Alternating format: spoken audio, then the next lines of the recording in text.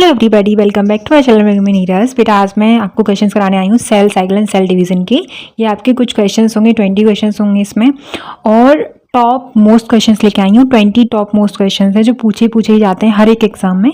तो आप कहीं से भी दिख रहे हो, किसी भी स्टेट से दिख रहे हो, आप बीएससी नर्सिंग का एग्जाम देने वाले हो या फिर आप पैरामेडिकल का भी एग्जाम देने वाले हो इवन, तो इसमें से क्वेश्चन आपसे पूछे जा सकते हैं डेफिनेटली। ठीक है, तो पहले क्वेश्चन के साथ हम स्टार्ट करते हैं। कहते हैं in meiosis crossing over is initiated eight.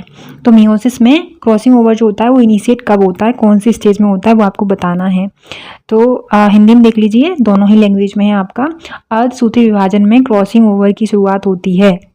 अब थोड़ा सा मैं आपको बता दूं, जो लेप्टोटीन है आपका, लेप्टोटीन में कंडेंसेशन ऑफ क्रोमेटिन होता है। ठीक है, यहाँ पे कंडेंस होता है हमारा क्या, क्रोमेटिन। क्रोमेटिन हमारा कंडेंस्ड होता है। ठीक है, जाइगोटीन में क्या होता है, सिनेप्सिस होता है होमोलोगस क्रोमोसोम्स का। तो सिनेप्सिस होता है SY ऑफ होमोलोगस क्रोमोसोम। ठीक है, HC लिख दिया है मैंने। डिप्लोटीन में क्या होता है, डिप्लोटीन में होता है आपका डाइल्यूशन होता है ऑफ सिनेप्टोनीमल कॉम्प्लेक्स जो बनता है उसका डाइल्यूशन हो जाता है इसमें। फिर हमारा आता है डाइकाइनेसिस। तो डाइकाइनेसिस में आपका टर्मिनलाइजेशन हो जाता है केंजमे का, जो केंजमेटा होता है उसका क्या हो जाता है, टर्मिनलाइजेशन हो जाता है। और अपीयरेंस होती है केंजमेटा की डिप्लोटीन में। तो डिप्लोटीन में आप बोल सकते हो कि अपीयरेंस होती है, अपीयरेंस होती है जिसकी केंजमेटा की ऑफ CIASMATA। ठीक है, और हमारा जो डी अपीयरेंस मतलब टर्मिनलाइजेशन हो जाता है केंजमेटा का डाइकाइनेसिस में। तो ये आपके मियोसिस 1 में और मियोसिस 2 में 2 पार्ट होते हैं। तो मियोसिस 1 सबसे ज़्यादा कॉम्प्लेक्स पार्ट होता है और सबसे बड़ा पार्ट होता है। तो कौन से स्टेजेस होते हैं, तो मियोसिस में भी वही स्टेजेस होंगे आपके। प्रोफेज होगा, फिर मेटाफेज होगा, एनाफेज होगा, फिर टेलोफेज होगा। तो प्रोफेज वाला जो फर्स्ट पार्ट है वो बहुत बड़ा होता है, उसमें 5 स्टेजेस में प्रोफेज को हम बांट देते हैं। पहला स्टेज होता है हमारा यहाँ से लिप्टोटीन, जाइगोटीन, पेकाइटीन और डिप्लोटीन और डाइकाइनेसिस। ये आपके 4-5 स्टेजेस होते हैं प्रोफेज फर्स्ट के। ठीक है, अगर आपको याद करना है इसके स्टेजेस को, तो याद करने का तरीका है ला जरा पानी दे दो या फिर लता जरा पानी दे दो। लता मतलब लेप्टोटीन, जाइगोटीन जरा, पेकाइटीन पानी, और दे दो डिप्लोटीन और डाइकाइनेसिस दे दो। ठीक है, तो आपको ऐसे याद भी कर सकते हो आप प्रोफेज फर्स्ट की। मियोसिस में प्रोफेज फर्स्ट की जो स्टेज होती हैं वो 5 कैटेगरी में बांटा गया है उसको। तो हमसे पूछा है कि क्रॉसिंग ओवर कौन सी स्टेज में होता है, तो क्रॉसिंग ओवर होता है आपका बेटा पेकाइटीन में। डी ऑप्शन सही हो जाएगा यहाँ पे, क्रॉसिंग ओवर का क्या, तो आपका पेकाइटीन, आपका डी ऑप्शन सही हो जाएगा। ठीक है, डी ऑप्शन आपका सही हो जाएगा। नेक्स्ट क्वेश्चन है आपका, कह रहे हैं आपसे spindle fibres attach on to. Spindle fibre जो होते हैं जुड़ते हैं किससे, तो वो काइनेटोकोर ऑफ द क्रोमोसोम ये होता है। जो क्रोमोसोम का आपने स्ट्रक्चर देखा होगा, ऐसा होता है स्ट्रक्चर क्रोमोसोम का। ठीक है, यहाँ पे आपका सेंट्रोमियर होता है बीच में, और सेंट्रोमियर बिल्कुल बीच में होने के बाद में एक काइनेटोकोर और होता है जो डिस्क लाइक शेप होता है उसका। तो ऐसे काइनेटोकोर आपका लगा हुआ होता है, इसको हम काइनेटोकोर बोलते हैं। ये जो बीच में है उसको हम सेंट्रोमियर बोलते हैं, सेंट्रोमियर कहते हैं। ठीक है, ये तो है ही हमारा क्रोमोसोम का स्ट्रक्चर, क्रोमोसोम। ठीक है, आपको समझ में आ गया होगा। तो जो स्पिंडल फाइबर होते हैं हमारे, वो अटैच होते हैं kinetochore of the chromosome. Chromosome के काइनेटोकोर से यहाँ पे आपके स्पिंडल फाइबर अटैच होते हैं, ऐसे ये आपके स्पिंडल फाइबर अटैच होते हैं यहाँ पे। ठीक है, नेक्स्ट क्वेश्चन देखिए। तो मैंने आपको बता दिया इसका आंसर, कि इसका आंसर क्या होगा कि गुणसूत्र का काइनेटोकोर, ये सही होगा ऑप्शन। नेक्स्ट क्वेश्चन देखिए, नेक्स्ट क्वेश्चन आपसे कह रहे हैं कि the cell cycle is divided into 2 basic phases. हमारी जो सेल साइकिल होती है वो 2 बेसिक फेजेस में डिवाइडेड होती है। वो कौन से फेज होते हैं वो आपको बताना है। तो पहला फेज होता है हमारा इंटरफेज और दूसरा फेज होता है एम फेज। इंटरफेज में क्या होता है बेटा, पूरी जो सेल होती है वो तैयारी कर रही होती है किसकी, कि डिवाइड करने की, डिवीजन करने की। एक्चुअल जो डिवीजन होता है वो हमारा एम फेज में होता है, ये चीज़ें आपको याद रखना है। लेकिन ग्रोथ होगी, बाकी वो सारी चीज़ें होंगी, वो सारी इंटरफेज में हमारी हो जाती हैं। बस एक्चुअल जो सेल डिवीजन होता है वो हमारा एम फेज में होता है, और एम फेज को हम most dramatic period of the cell cycle भी बोलते हैं। याद रखोगे आप, ये सारी चीज़ें याद रखना है आपको। तो हिंदी में देख लीजिए, कोशिका चक्र को 2 बुनियादी चरणों में विभाजित किया जाता है। वो कौन से हैं, तो आपकी दोनों हो जाएगा, सी ऑप्शन सही हो जाएगा इसमें, दोनों। ठीक है, दोनों ही फेज होते हैं हमारे, बेसिक फेज होते हैं ये, इंटरफेज और एम फेज। इंटरफेज में होता क्या है कि हमारी 95% जो हमारा ग्रोथ होती है, ग्रोथ वगैरह होती है, वो इंटरफेज में होती है। बाकी 5% जो होता है वो हमारा किस में होता है, एम फेज में होता है। याद रखना है आपको ये, ठीक है। 95% आपकी सब ग्रोथ, सेल ग्रोथ करेगी, रिपेयर करेगी, जो भी चीज़ें होती हैं वो सारी किस में हो जाती हैं, इंटरफेज में हो जाती हैं। बाकी जो बचता है हमारा लास्ट 5 मिनट, 5% वो हमारा किस में आता है, हमारा एम फेज में आ जाता है। मान के चलो कि हम 24 घंटे में हमारी सेल डिवाइड करती है, ह्यूमन सेल 24 घंटे में डिवाइड करती है, तो आपके 23 आवर जो होते हैं वो सिर्फ और सिर्फ इंटरफेज में लगेंगे। बाकी जो 1 फेज है, वो 1 आवर है, वो सिर्फ एम फेज में लगेगा। याद रहेगा आपको। नेक्स्ट क्वेश्चन देखिए, नेक्स्ट क्वेश्चन 4 कह रहे हैं आपसे, in which phase of cell cycle actual cell division और माइटोसिस अकर्स। तो मैंने अभी अभी आपको बताया कि एक्चुअल जो सेल डिवीजन होता है वो हमारा माइटोटिक फेज में या फिर माइटोसिस एम फेज में होता है। एम फेज को हम माइटोटिक फेज बोलते हैं। तो आपका डी ऑप्शन सही हो जाएगा। कोशिका चक्र के किस चरण में वास्तविक कोश का विभाजन या फिर माइटोसिस होता है। तो माइटोसिस मतलब एम का मतलब ही बेटा माइटोसिस है। एम फॉर होता क्या है, एम फॉर है ही माइटोसिस, माइटोसिस होता है, ठीक है। माइटोसिस में होता क्या है कि सेल हमारी एन टाइम्स डिवाइड कर रही होती है उसमें, ठीक है। आपको समझ में आ रहा होगा। तो नेक्स्ट क्वेश्चन देखते हैं हम। नेक्स्ट क्वेश्चन है आपका, नेक्स्ट क्वेश्चन है 5 कह रहे हैं, during cell growth DNA synthesis takes place in. DNA synthesis कौन सी स्टेज में होता है, सेल ग्रोथ के समय। तो डीएनए सिंथेसिस हमारे एस फेज में होता है। आपका फर्स्ट ऑप्शन सही है। कोशिका वृद्धि के दौरान डीएनए संश्लेषण होता है तो वो एस फेज में होता है, ठीक है। अब एस फेज क्या क्या है मैं बता दूं आपको। देखो इंटरफेज मैंने आपको बताया, बेसिक 2 कैटेगरी में बांटा गया हमारे सेल डिवीजन को। तो पहला होता है इंटरफेज, इंटरफेज, ठीक है। अब इंटरफेज को भी 3 कैटेगरी में बांटा गया है। पहला है हमारा G1 फेज, और दूसरा है हमारा एस फेज, और तीसरा है हमारा G2 फेज, ठीक है। ये हमारे इंटरफेस के क्या है, पार्ट हैं। इनमें डिवाइड करती है हमारी सेल, डिवाइड नहीं सॉरी, तैयारी कर रही होती है डिवीजन की। सॉरी गलत बोल दिया मैंने, वो निकल गया मेरे मुंह से।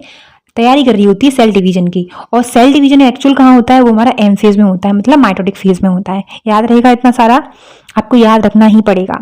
अगर आपसे पूछ ले कि आपकी जो सीक्वेंस होती है सेल साइकिल की, क्वेश्चन भी मैंने डाल रखा है इसमें, तो सीक्वेंस क्या होती है सेल डिवीजन की। तो आपको क्या करना है, आपको ऐसे एक राउंड बनाना है, उसमें 2-3 लाइन करनी है। तो जैसे मान के चलो ये वाला जो फेज है हमारा, ये एम फेज कहलाएगा। इसको हम एम फेज लिख दे रहे हैं, ठीक है। इसको हम एम फेज लिख दे रहे हैं। और बाकी जो बचा है आपका, ये हो जाएगा हमारा G1 फेज, इसी को हम इंटरफेज बोलेंगे। और एस फेज ये वाला हो जाएगा हमारा, और ये वाला हो जाएगा G2 फेज। ये पूरा जो हमारा है ना, ये वाला, ये इसको हम इंटरफेज बोलते हैं। यहाँ पे तैयारी चल रही होती है सेल डिवीजन की, कि सेल डिवीजन होगा। और ये सारा बेटा क्या होता है, आपका कोऑर्डिनेटेड वे में होता है। कोई भी चीज़ इधर उधर नहीं हो सकती कि पहले एस फेज आ जाए, फिर G2 फेज आए, फिर एस फेज आए, G1 फेज आए, फिर एम फेज आए, नहीं। कोऑर्डिनेटेड वे में होगा, मतलब एक ही दिशा में होगा, ठीक है। दिशा चेंज नहीं हो सकती, आपकी दिशा एक ही होगी। G1 होगा पहले, उसके बाद में एस होगा, उसके बाद में G2 होगा, उसके बाद में ही हमारा माइटोटिक फेज आएगा। तो आपको याद रखना है कि ये कोऑर्डिनेटेड वे में होता है। Coordinated way to ensure correct division. Coordination way हमारा क्या दिखाता है कि वो इंश्योर करता है कि वो करेक्ट डिवीजन हो रहा है हमारी सेल्स का। आया समझ में, ठीक। S phase of cell cycle क्या होता है, तो एस फेज में बेटा हमारा डीएनए का जो अमाउंट होता है वो डबल होता है। क्रोमोसोम का अमाउंट डबल नहीं होगा, याद रखना है, डीएनए का अमाउंट डबल होता है इसमें। तो कह रहे हैं आपसे कि यहाँ पे मैं थोड़ा सा आपको पढ़ के दिखाती हूँ। ड्यूरिंग G1, जो G1 होता है, G1 फेज होता है, इंटरफेज की बात कर रहे हैं हम। तो during G1 phase the cell is metabolically active होती है। तो G1 फेज में मेटाबॉलिकली एक्टिव रहती है हमारी सेल, एंड कंटिन्यूसली ग्रोथ करती रहती है, but does not replicate it's DNA. लेकिन डीएनए का रेप्लीकेशन उसमें नहीं होता है G1 फेज में। फिर आता है हमारा एस फेज। एस फेज को हम बोलते हैं सिंथेसिस फेज, ठीक है। Marks the period during which DNA synthesis और रेप्लीकेशन टेक्स प्लेस। तो वहां पे क्या होता है एस फेज में हमारा, एस फेज में हमारा डीएनए सिंथेसिस होता है। यहाँ पे मार्क करता है एस फेज हमारा कि डीएनए सिंथेसिस होगा यहाँ पे, और इसी को हम क्या बोल देते हैं, डीएनए सिंथेसिस। एस लिख दे रही हूँ सिंथेसिस से। और इसी को हम क्या बोल देते हैं, रेप्लिकेशन भी इसी को बोलते हैं, रेप्लिकेशन टेक्स प्लेस, ठीक है। रेप्लिकेशन भी यही होता है हमारा। During this time of amount of DNA पर सेल डबल्स। देखो पता चल गया आपको, एस फेज में हमारा क्या होता है, अमाउंट ऑफ डीएनए पर सेल डबल हो जाता है। तो हमारा फर्स्ट ऑप्शन सही हो जाएगा, amount of DNA double in each cell इस फेज में। इफ द इनिशियल जो अमाउंट होता है, एग्जाम्पल के लिए बता रही हूँ, मान के चलो इनिशियल अमाउंट हमारा क्या है डीएनए का, डीएनए का हमारा इनिशियल अमाउंट है 2C, ठीक है। ट्रू क्रोमोसोम हमारे पास में। फिर और उसके बाद में क्या कह रहा है वो, then it increases to 4C। अब ये 2C से क्या पहुंच गया हमारा 4C, क्योंकि हमारा इनिशियल अमाउंट मतलब G1 में क्या था 2C था, एस फेज में जैसे ही आया वो डबल हो गया उसका अमाउंट, ठीक है। However there is no increase in chromosome number, लेकिन इसमें क्या होता है, इसमें आपका डीएनए ही डबल होगा, क्रोमोसोम नहीं होगा। तो chromosome not divide, not increase लिख दे रही मैं, नॉट इंक्रीज, ठीक है। डीएनए हमारा क्रोमोसोम इंक्रीज नहीं होगा, हमारा डीएनए सिर्फ इंक्रीज होगा, मान के चलिए आप, ठीक है। आगे देखिए, if the cell had diploid, अगर सेल हमारे पास में डिप्लॉयड है, आपके पास में 2n सेल है, 2n सेल है आपके पास में, ठीक है। नंबर है 2n नंबर है क्रोमोसोम के एट G1 में हमारे पास में कितना है 21 है। तो even after S phase of number of chromosomes, chromosome का नंबर कितना है हमारा 2n है, यहाँ पे क्रोमोसोम नंबर है बेटा, ये क्रोमोसोम नंबर लिख रही हूँ मैं, क्रोमोसोम नंबर हमारा क्या है 2n है G1 में। लेकिन जब हम एस फेज से निकल के जाएंगे बाहर, तब भी हमारा जो क्रोमोसोम नंबर होगा रिमेन सेम होगा, 2n ही रहेगा, रिमेन सेम, ठीक है, 2n ही रहने वाला है। तो क्रोमोसोम नंबर नहीं चेंज होता है आपका, सिर्फ और सिर्फ डीएनए का अमाउंट डबल होता है, ये याद रखना है आपको। तो आपका फर्स्ट ऑप्शन सही हो जाएगा। हिंदी में आपसे कह रहे हैं कि कोशिका चक्र के एस फेज में क्या होता है, तो प्रत्येक कोशिका में डीएनए की मात्रा दुगनी हो जाती है, ये याद रखना है आपको। नेक्स्ट क्वेश्चन देखिए 7 आपसे कह रहे हैं the most dramatic period of the cell cycle, तो इसका आंसर आपको करना है 7XYZ। इसका आंसर आप करोगे, आप लोग करते नहीं हो, मैं लास्ट लेक्चर में मैं आपको कई सारे क्वेश्चन दे चुकी हूँ, केमिस्ट्री के भी और बायो के भी, लेकिन आपने आंसर नहीं किया है। जो भी बच्चा देखता है प्लीज़ टेक सीरियसली, अगर आप सीरियसली नहीं लोगे इन सारी चीज़ों को तो आप ना अपने सिलेक्शन से दूर रहोगे। इसलिए मैं कहूँगी आप हर चीज़ सीरियसली लें, ठीक है। मैं बोलती हूँ कि इसका आंसर करो तो आंसर करो, और ऑलरेडी मैं बता चुकी होती हूँ सारी चीज़ों के बारे में, बस आपको ध्यान से देखना है, ध्यान से सुनना है कि क्या बताया है मैम ने, और आप इजीली आंसर दे पाओगे। तो कोशिका चक्र की सबसे नाटकीय अवधि कौन सी होती है वो आपको बतानी है, मैं नहीं बता रही इसको क्वेश्चन को। 8 देखिए, 8 क्वेश्चन कह रहे हैं आपसे meiosis takes place in, meiosis कहाँ टेक्स प्लेस होता है, तो मियोसिस आपकी माइटोटिक सेल में, जो मियोटिक सेल्स होती हैं, मियोसाइट्स होते हैं, उसमें मियोसिस टेक्स प्लेस होता है। अर्धसूत्रीय विभाजन होता है तो मियोसाइट्स में। नेक्स्ट क्वेश्चन 9 आपसे कह रहे हैं कि during mitosis ER and nucleolus begin to disappear at, हमारा जो माइटोसिस के दौरान जो ER होता है, एंडोप्लाज्मिक रेटिकुलम होता है, और न्यूक्लियोलस होता है, वो बिगिन हो जाता है टू डिसअपियर, कहाँ पे होता है, लेट प्रोफेज में होता है, अर्ली मेटाफेज में होता है, लेट आपका मेटाफेज में होता है, या फिर अर्ली प्रोफेज में होता है। तो आंसर हो जाएगा बेटा अर्ली प्रोफेज। नेक्स्ट क्वेश्चन देखिए, नेक्स्ट क्वेश्चन आपका 10 आपसे कह रहे हैं कि in which stage of cell cycle spindle fibres attach to kinetochore of chromosome, इनमें से कौन सी सेल साइकिल की स्टेज है जिसमें स्पिंडल फाइबर हमारे अटैच हो जाते हैं काइनेटोकोर ऑफ क्रोमोसोम से। तो आपका आंसर क्या हो जाएगा इसमें, आपका आंसर हो जाएगा, तो इसका आंसर क्या हो जाएगा बेटा, इसका आंसर हो जाएगा आपका बी ऑप्शन, मेटाफेज। कोशिका चक्र के किस चरण में स्पिंडल फाइबर गुणसूत्रों के काइनेटोकोर से जुड़ते हैं, तो मेटाफेज में। नेक्स्ट क्वेश्चन कह रहे हैं during cell division the spindle fibres attach to the chromosome at a region called, कौन से ड्यूरिंग सेल डिवीजन में जब स्पिंडल फाइबर होते हैं वो अटैच होते हैं क्रोमोसोम में, कौन से रीजन में, क्रोमोसोम के कौन से रीजन में, तो वो काइनेटोकोर के रीजन में अटैच होते हैं, काइनेटोकोर से जुड़े हुए होते हैं हमारे स्पिंडल फाइबर्स सेल डिवीजन में, ठीक है। तो कोशिका विभाजन के दौरान स्पिंडल फाइबर जो होते हैं गुणसूत्र से उस क्षेत्र में जुड़ते हैं जिसे कहा जाता है काइनेटोकोर। मैंने आपको बता दिया है काइनेटोकोर कहाँ होता है। नेक्स्ट क्वेश्चन देखिए, crossing over in diploid organism responsible for किस लिए होता है, तो क्रॉसिंग ओवर इसलिए रिस्पॉन्सिबल होता है क्योंकि रिकॉम्बिनेशन करना होता है ऑफ लिंक्ड एलीज का। तो द्विगुणित जीव में क्रॉसिंग ओवर किसके लिए जिम्मेदार है, तो वो जुड़े हुए एलील का पुनर्संयोजन के लिए। नेक्स्ट क्वेश्चन है 13 आपसे कह रहे हैं the plane of alignment of the chromosome at metaphase is referred to as the metaphasic plate। तो मेटाफेज पर गुणसूत्र के संरेखण के तल को डैश कहा जाता है, तो मेटाफेजिक प्लेट कहा जाता है। जैसे मान के चलो जब आपका प्रोफेज होता है तो हमारा जो डीएनए होता है थोड़ा कंडेंस्ड होता है, ठीक है, फिर आता है हमारा मेटाफेज, तो थोड़ा थोड़ा अलग अलग होने लगता है हमारा क्रोमोसोम, ठीक है, क्रोमोसोम अलग अलग होने लगते हैं। फिर एक लेट प्रोफेज में जाके, लेट मेटाफेज में जाके आपका जो डीएनए होता है वो अलग, मतलब एक मेटाफिजिक प्लेट बना लेता है, एक मेटाफिजिक प्लेट में आ जाता है। जैसे मान के चलो यहाँ पे एक बना के दिखा देती हूँ मैं आपको, यहाँ पे आपके जो क्रोमोसोम हैं वो अलाइन हो जाएंगे यहाँ पे, ऐसे ये मेटाफेजिक प्लेट पे अलाइन हो जाते हैं। किसमें? मेटाफेज स्टेज में। मेटाफेज स्टेज की बात कर रही हूँ मैं यहाँ पे। तो मेटाफेज पे क्या हो जाता है हमारा, ऐसे हमारे जो क्रोमोसोम होते हैं वो अलाइन हो जाते हैं एक दूसरे के साथ में। जैसे मैं यहाँ पे एक ये हो गया, एक ये हो गया, एक ये हो गया, एक ये हो गया। यहाँ पे ये क्या है हमारे, ये हमारे एस्टर्स हैं, इनको हम एस्टर्स बोलते हैं, स्टार की तरह दिखते हैं, ठीक है, स्टार्स की तरह दिखते हैं ये आपको। तो ऐसे हमारे जो क्रोमोसोम होते हैं वो अलाइन हो जाते हैं, इसी को हम क्या बोल देते हैं, मेटाफिजिक प्लेट बोल देते हैं। इसमें होता क्या है मेटाफेज में, मेटाफेज में ये होता है कि स्पिंडल फाइबर्स अटैच हो जाते हैं to kinetochore of the chromosome, ठीक है, याद रखना ये चीज़। फिर chromosomes are move to spindle equator, और क्रोमोसोम हमारे स्पिंडल इक्वेटर पर मूव करने लगते हैं and get aligned along metaphysic plate through spindle fibres to both poles, दोनों पोल्स की तरफ। नेक्स्ट क्वेश्चन देखिए, नेक्स्ट क्वेश्चन है 14, कह रहे हैं in which of the following phase of the cell cycle is not a part of interphase, इनमें से कौन सा फेज है जो इंटरफेज में नहीं आता है। कोशिका चक्र का निम्नलिखित में से कौन सा चरण अंतरावस्था का हिस्सा नहीं है। तो हमारा एम फेज है वो इंटरफेज का नहीं है। इंटरफेज में सिर्फ और सिर्फ 3 फेज आते हैं, G1 फेज सीक्वेंस में रखना, S और G2 फेज, ये 3 फेज हमारे इंटरफेज के पार्ट हैं। बाकी एम फेज हमारा अलग फेज है, वो इसे हम माइटोटिक फेज बोलते हैं, ठीक है। एक G0 फेज भी होता है, जिसमें होता क्या है बेटा कि इसमें हमारी जो सेल्स होती हैं वो डिवाइड नहीं करती हैं, रेस्ट पे चली जाती हैं मान के चलो, लेकिन वो मेटाबॉलिकली एक्टिव रहती हैं, ये याद रखना है आपको।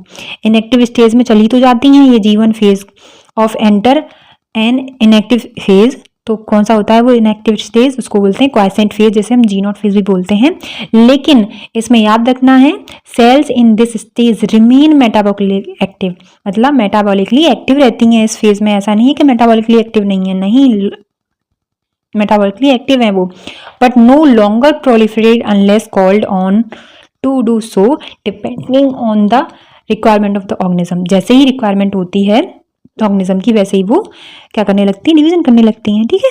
जैसे G0 फेज में कौन सी सेल्स आ जाती हैं परमानेंटली जो होती हैं, एक हार्ट सेल होता है और एक नर्व सेल होता है। हार्ट सेल दे रखा है आपको अपनी एनसीईआरटी में, और एक और नर्व सेल भी बोल सकते हो, ठीक है। एनसीईआरटी में नर्व सेल, G0 फेज में हमारी हार्ट सेल रहती हैं, फर्दर वो डिवीजन नहीं करती हैं। तो आपका आंसर कौन सा हो जाएगा इसमें, एम फेज। नेक्स्ट क्वेश्चन देखिए 15, कह रहे हैं आपसे कि the centriole begins to move towards opposite pole of the cell cycle in, तो कौन सा होता है इसमें, इसका आंसर हो जाएगा आपका प्रोफेज, आंसर सही हो जाएगा। कह रहे हैं सेंट्रियोल जो होता है हमारा वो मूव करने लगता है अपोजिट पोल्स में सेल साइकिल के कौन से स्टेज में, तो कौन सा फेज होता है वो प्रोफेज होता है, उसमें बिगिन करने लगता है, मतलब स्टार्टिंग होती है उसकी। फिर तारक केंद्र कोशिका चक्र के विपरीत ध्रुवों की ओर गति करना शुरू कर देता है, तो वो हमारा प्रोफेज होता है, प्रोफेज स्टेज में।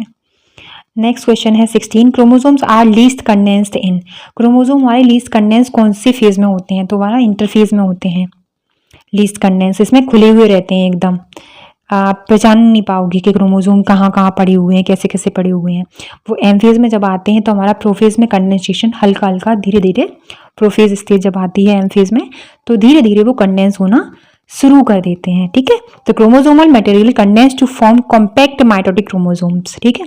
Chromosomes are seen to be composed of 2 chromatids attached together at the centromere. तो इंटरफेज में तो सारे ऐसे ही पड़े रहेंगे लीस्ट कंडेंस, ऐसे ही पता ही नहीं चलेगा क्रोमोसोम कहाँ है किधर है। लेकिन जैसे ही हमारा एम फेज स्टार्ट होता है, एम फेज की फर्स्ट स्टेज आती है, कौन सी स्टेज आती है, प्रोफेज, उसमें कंडेंस होना धीरे धीरे शुरू होने लगते हैं, और मेटाफेज में आके बिल्कुल फिजियोलॉजिकली आप मॉर्फोलॉजिकली आप क्रोमोसोम की स्टडी कर सकते हो आराम से। एनसीईआरटी में लिखा हुआ है कि मेटाफेज में आप क्रोमोसोम की अगर स्टडी करना चाहते हो तो आप मॉर्फोलॉजिकली आप स्टडी उसकी क्रोमोसोम की कर सकते हो at the stage of metaphase, ठीक है। तो गुणसूत्र सबसे कम संघनन होते हैं, तो वो कहाँ होते हैं, इंटरफेज में।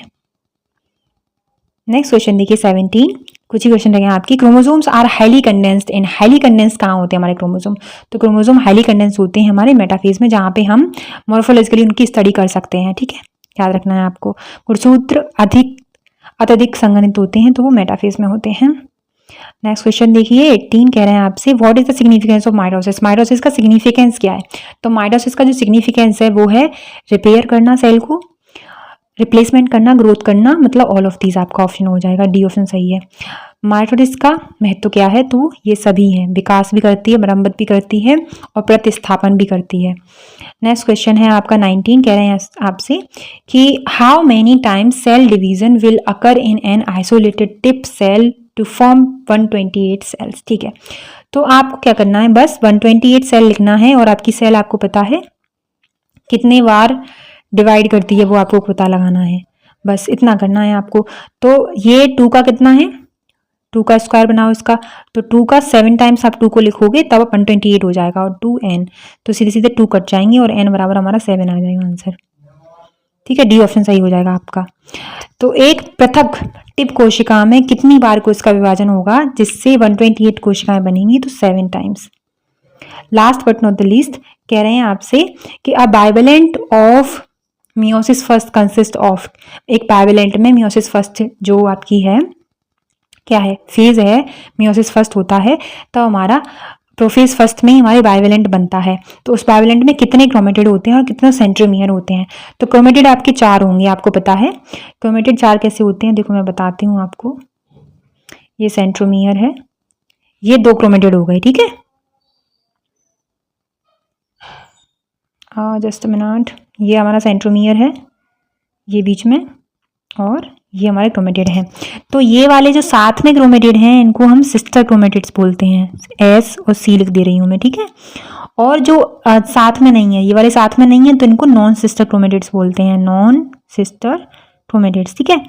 NSC और SC याद रखना है आपको। ये जो साथ के नहीं है, दोनों साथ में नहीं है, वो नॉन सिस्टर क्रोमेटिड्स हैं, और जो साथ में होते हैं उनको सिस्टर क्रोमेटिड्स बोलते हैं।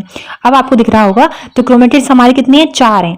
एक ये क्रोमेटिड है, दूसरा ये है, तीसरा ये है और चौथा ये है, ठीक है। तो 4 हमारे क्रोमेटिड्स हो गए। सेंट्रोमियर कितने हो गए? तो सेंट्रोमियर एक इसके पास में है, सेंट्रोमियर, ये सेंट्रोमियर है, एक सेंट्रोमियर ये है, एक सेंट्रोमियर ये है और दूसरा ये सेंट्रोमियर। तो हमारे 2 सेंट्रोमियर हैं और 4 क्रोमेटिड्स हैं। तो आपका आंसर कौन सा हो जाएगा? ए ऑप्शन आपका सही हो जाएगा कि a bivalent of meiosis first consist of 4 chromatids and 2 centromere.